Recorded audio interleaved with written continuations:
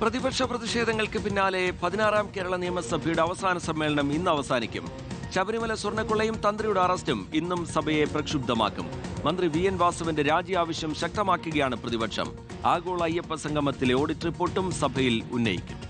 നേറ്റുവെറ്റിയ bill ഉൾപ്പെടെ 9 ബില്ലുകൾ പാസാക്കി നിയമസഭ പിരിയും. ടി വി പ്രസാദാണ് വിശദാംശങ്ങളുമായി ചേരുന്നത്. പ്രസാദ്, രണ്ടാം പിണറായി സർക്കാരിന്റെ അവസാന സമ്മേളനത്തിലെ അവസാന ദിനമാണെന്ന് കഴിഞ്ഞ ദിവസമൊക്കെ വലിയ പ്രതിഷേധം പ്രതിപക്ഷത്തിന്റെ ഭാഗത്ത് നിന്ന് ഉണ്ടായി. ഇന്നും അത്തരത്തിലുള്ള പ്രതിഷേധം തന്നെയല്ലേ സഭയിൽ നമുക്ക് കാണാൻ സാധിക്കുക? Keerthana, Rejith, good morning. പറഞ്ഞതുപോലെ 16-ാം നിയമസഭയുടെ അവസാന സമ്മേളനത്തിലെ അവസാന ദിവസമാണിന്ന്.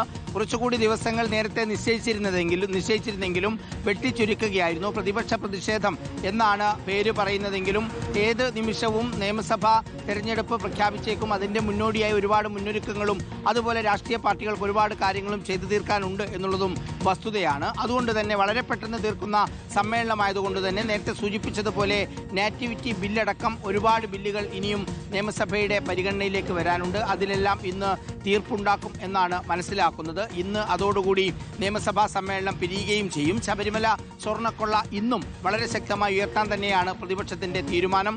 അതോടൊപ്പം തന്നെ ശബരിമലയുടെ ഭാഗമായി പമ്പയിൽ നടത്തിയ ആഗോള അയ്യപ്പ സംഗമത്തിന്റെ അതിൽ അഴിമതി നടന്നു എന്ന ഗുരുതരമായ ആരോപണം പ്രതിപക്ഷം ഉന്നയിക്കുന്നു. അതിന്റെ ഓഡിറ്റ് റിപ്പോർട്ടുമായി ബന്ധപ്പെട്ട കാര്യങ്ങൾ ഇന്നും നിയമസഭയുടെ പരിധിയിലേക്ക് കൊണ്ടുവരിക എന്നുള്ളതാണ് പ്രധാനമായും പ്രതിപക്ഷം ഉന്നയിക്കുന്നത്. അങ്ങനെ രണ്ടാം പിണറായി സർക്കാരിന്റെ അവസാന നിയമസഭാ സമ്മേളനത്തിന്റെ അവസാന ദിവസമായി ഇന്ന് എങ്ങനെയായിരിക്കും എന്നുള്ളതാണ് ഏറ്റവും പ്രധാനം. ഇന്നും പ്രതിഷേധത്തോടു കൂടി തന്നെയായിരിക്കും ആ സഭാ സമ്മേളനം അവസാനിക്കാനുള്ള സാധ്യത എന്നുള്ളതാണ്.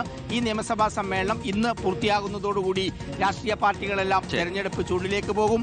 ഏത് നിമിഷവും മാർച്ച് ആദ്യവാരം തന്നെ തെരഞ്ഞെടുപ്പ് പ്രഖ്യാപിക്കും എന്ന ഒരുക്കത്തിലാണ് പാർട്ടികളെല്ലാം മുന്നോട്ട് പോകുന്നത്. അങ്ങനെ നിയമസഭാ സമ്മേളനം ഇന്ന് അവസാനിക്കുകയാണ്. കീർത്തന, റീജിത്ത്. ചെറിയ ടി വി പ്രസാദ് വിവരങ്ങൾ പങ്കുവയ്ക്കുകയായിരുന്നു. സഭയ്ക്കകത്ത് ഉന്നയിക്കപ്പെട്ട ആരോപണങ്ങൾ, വിവാദങ്ങൾ അതൊക്കെ ഇനി സഭയ്ക്ക് പുറത്തേക്ക് കൂടുതൽ ചൂടോടുകൂടി കൂടുതൽ ശക്തമായി ഉയർത്താൻ പോവുകയാണ്. അല്ലെങ്കിൽ വലിയ വാക്പോരിലേക്കൊക്കെ കാര്യങ്ങൾ പോകും. തിരഞ്ഞെടുപ്പ് കാലമാണ്. സ്വാഭാവികമായും പ്രചാരണം അതിന്റെ ഉച്ചസ്ഥായിലേക്ക് കടക്കുന്ന ഘട്ടത്തിലൊക്കെ ഈ ആരോപണങ്ങളും ഈ പ്രത്യാരോപണങ്ങളും ഒക്കെ വീണ്ടും സജീവമാകും.